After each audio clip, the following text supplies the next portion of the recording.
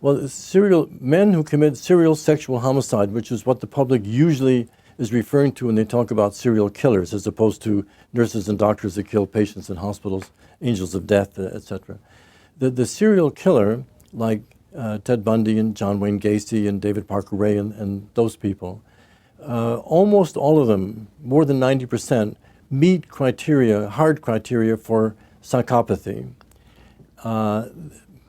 Almost all of them are sadists, meaning that they meet criteria for sadistic personality as it had been described in the official psychiatric manual, where there's enjoyment of the suffering of others as a key quality, and a love of control and domination of others, etc.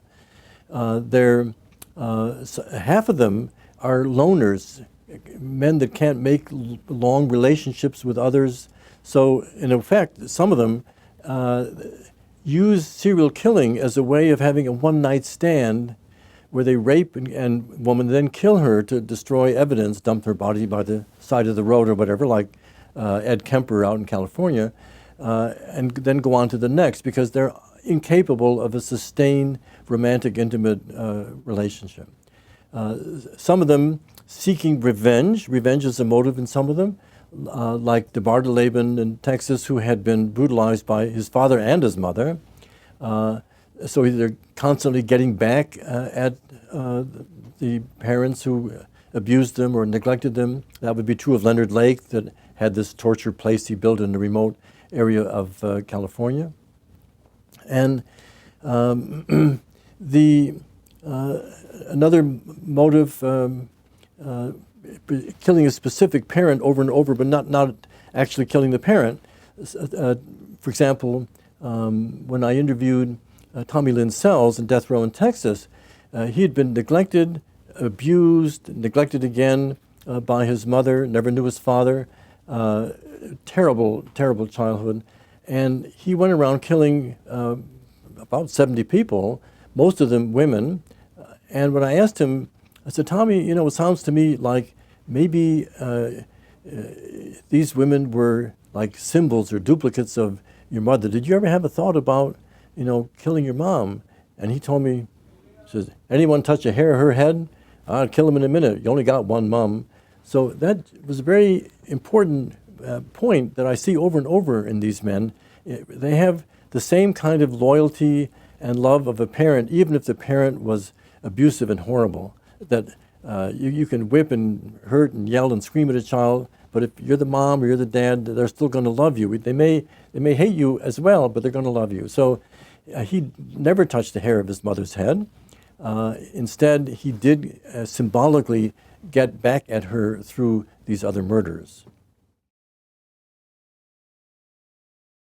Important question, because there's no one simple answer. There are a few serial killers, 6 or 7 in my very large series, who were adopted at birth into normal homes, never abused, never neglected, but who from adolescence on became violent, and then in their 20s embarked on a career of serial sexual homicide that you can only ascribe to some genetic flaw along the lines of deficits in the amygdala or the prefrontal cortex that I had spoken about.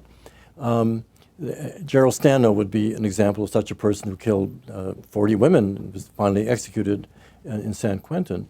There are other men who were raised in fairly good homes or even rather normal homes, but who suffered a head injury that affected these key areas in the frontal lobe, such as Richard Serrett in Georgia, who was raised in a wealthy home, went around killing 10 women after he had married and he had a daughter, but then he got kind of fed up with the marriage, etc. Now, he had suffered 2 bouts of prolonged unconsciousness when he fell from jungle gyms and things like that when he was a kid, after which he underwent a dramatic and swift change in his personality.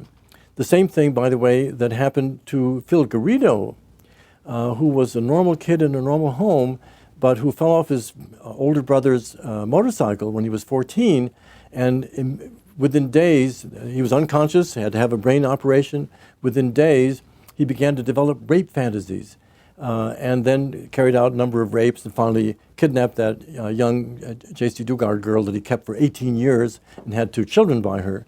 Now, the thing there is there are other areas of the brain in the limbic system connected to the frontal lobes and so on, and involving the temporal lobes on the side, that have to do with our sexual responsiveness, what we respond to sexually. If those areas are damaged, we may end up with pedophilia or abnormal desires for inappropriate objects.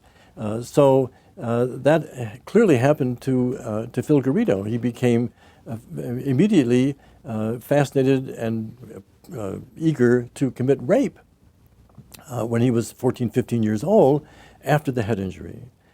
So there's and about 30% of the serial killers have experienced some form of rather serious head injury. So that's a factor that not too many people know about, but that's important also.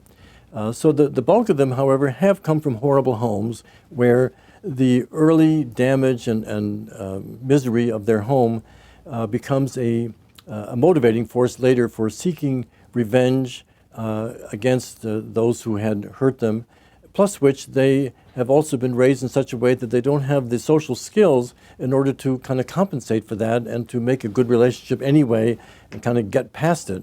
So they're stuck, they're mired in the misery of their childhood forever.